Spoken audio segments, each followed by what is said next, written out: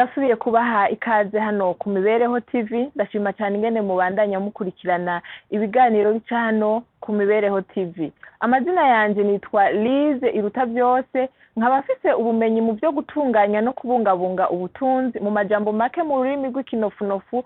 Je suis licencié en économie politique. Uno musi rero tukaba tugiye kwigira hamwe ingene dushobora kugwanya ikintu twita ideni, amadeni. Yes, gufata ideni ni ibintu bisanzwe. Umuntu wese ashobora gufata ideni bivanye n'ingorane kanaka igushikiye, mu gihe utaba ufise amafaranga ku mufuko ugasanga ugiye kugurana mugenzi wawe kanaka.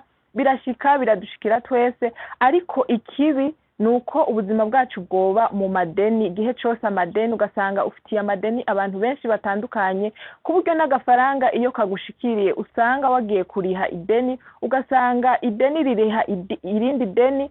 Biragoye rero ubwo buzima bwo dushaka ko tuvamwo, nibwo shaka ko wewe uri kurandaba ukaba ufite iyo ngorane y'amadeni, nibwo shaka ko ushobora kuvamwo. Tugiye kwigira hamwe ibintu bitatu woshobora gukora kugira ngo ugabanye ikintu citwa amadeni. Nuko ndabahaye ikaze. Umuntu atarakora abonema, ndakwinginze, ndagusabye kugira ngo ufyondaho hepfo handitse ijambo s'abone canke subscribe, uraza kubona n'agakengeri kari hirya nako ugafyondeko. Ako kazogufasha kubona amavideo igihe cyose tuba dusohoye ivideo hano ku Mibereho TV. Kuri telefone yawe hazoca haza notification ikwereka ko dusohoye iyindi video. Nuko ndabahaye ikaze.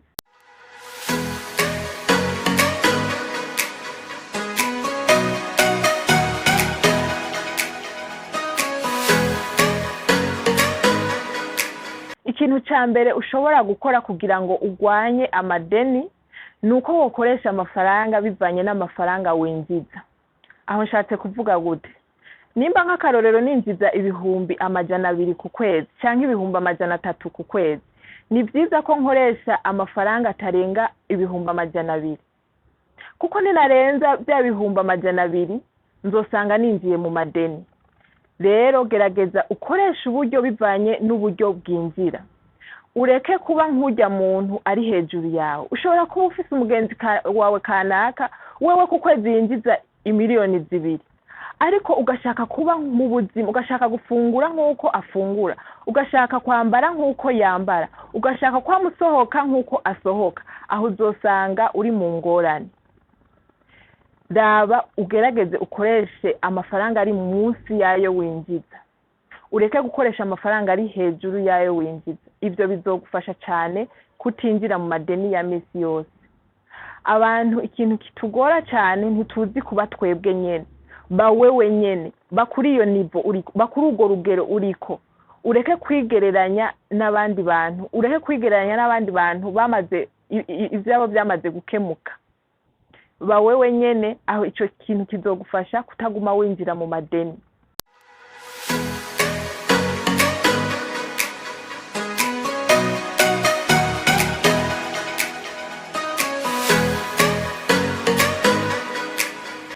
Nuko ikintu ca kabiri wokora kugira ngo wirinde amadeni, nuko wogira integuro, wotegura integuro imbere yuko ukoresha amafaranga yawe, ico twita budget canke budgetisation. Aho nyene ubaye ushobora kubyikorera, ukavuga ati jewe Lize ninjiza amafaranga aya naya, rero kuno kwezi nzokoresha amafaranga aya naya. Ivyo bintu bizogufasha kutinjira mu madeni. Akarorero nk'abamama birakunda kutugora, ugasanga tugiye muri ville, ubonye agahuzu k'umwana ushatse kukagura kandi katari kanditse muri ya liste.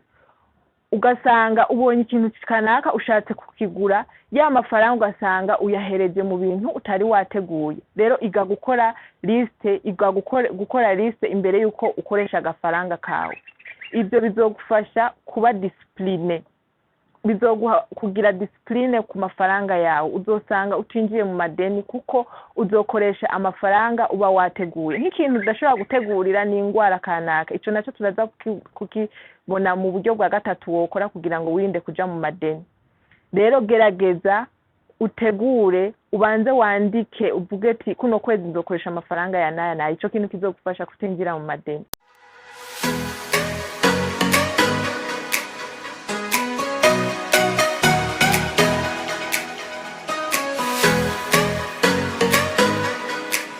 ikintu ca gatatu wokora kugira ngo wirinde kuja mu madeni nuko woshiraho ikigega c'intega bizoba. Ivyo bisigura iki? Mu bisanzwe birashika ugasanga hashitse ikintu utari witeze, ugasanga vraiment harabavye, ugasanga utegerezwa kuja gusaba ideni. Rero kugira ngo wirinde ico, shiraho ikigega c'intega bizoba. Ico kigufasha iki? Iyo ugwaje, iyo ugize ingorane kanaka uca ugenda ukikora hahandi. Rero wamane udufaranga tubavuga ati utu tidukogwako, aya mafaranga azokogwako ari uko hambabanye canke ngize ingorane kanaka. Ivyo birafasha cane. Rero ukugira ngo ushobore gushiraho ico kigega, urashobora kuvuga ati reka nze ndabika amafaranga ya naya ku kwezi. Uvuga ati ibihumbi 10, reka ndabibika ibihumbi 20 bivanye n'uburyo uronka, reka ndabishire mu kigega c'intega bizoba. Aho ni wagwaza cyangwa ukagira izindi ngorane kanaka, uzoca wiruka ugende muri ca kigega c'intega bizoba, ayo mafaranga bariyo ushobora gukoresha mu gihe ugize ingorane. Ico kintu kizogufasha kwirinda kuja mu madeni atandukanye. Nuko ndabashimiye cyane ku mwanya mwafashe muraba ino video. Naho mu kiganiro kizoba ndabemereye ko ikiganiro kizoba tuzoganira ingene ushobora kuva mu madeni. Birashika ukaba uri mu madeni menshi atandukanye, menshi vyakunaniye kuvamo, ugasanga agafaranga uronse ucaja kwishura ideni. Ikiganiro gikurikira tuzokwigira hamwe ingene ushobora kuva mu madeni naho yoba ari amafaranga menshi. Jewe ndabemereye yuko tuzogira ico tuganiyeko, tuzogira ico dushitseko kugira ngo ushobore kuva muri ayo madeni menshi. Nuko mugira umunsi mwiza, ndabakunda cyane, ndakunda ingene mubandanya mukurikirana ibiganiro dushisha hano ku Mibereho TV. Imana ibahezagire mu byanyu no mu banyu.